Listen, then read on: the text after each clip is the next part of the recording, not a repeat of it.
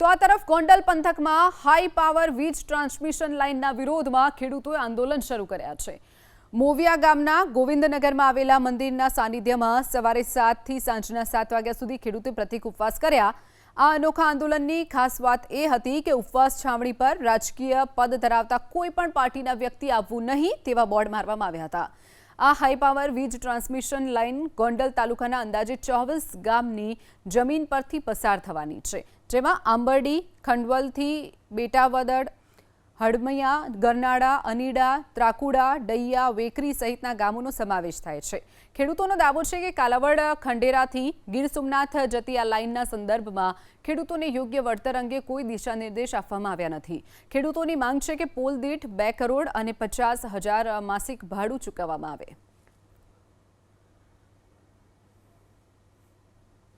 અને મારા જ ખેતરમાં આ થાંભલાની વીજ લાઈન નીકળે છે, એના અત્યારે બીજા ઘણી જગ્યાએ ફાઉન્ડેશન ભરી દીધા છે, પોલ ઊભા કરી દીધા છે, પણ આજે સતત 2 મહિનાથી હું આની સામે લડું છું અને મારા પડામાં હજી આજની તારીખમાં મેં કોઈ વસ્તુ થવા નથી દીધી।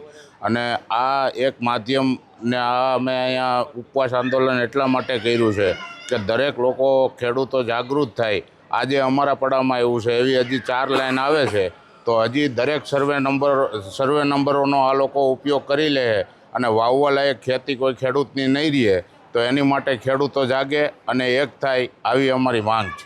અમારી જમીન ભિખારામાં આવેલી છે, 5 વીઘા જમીન છે અને એમાં મોટો હોર્સ પાવરનો થાંભલો ઊભો કર્યો છે। અમારે જો થાંભલોય નથી જોતો અને એનું વળતરય નથી જોતું। અમારી મિલકત છે ને એ કામીને ખાવી છે। અમારા છોકરા અમારે ચાહે ક્યાં, અમે ખેતી જ કરી છે, બીજું કાંઈ અમારે છે નહીં।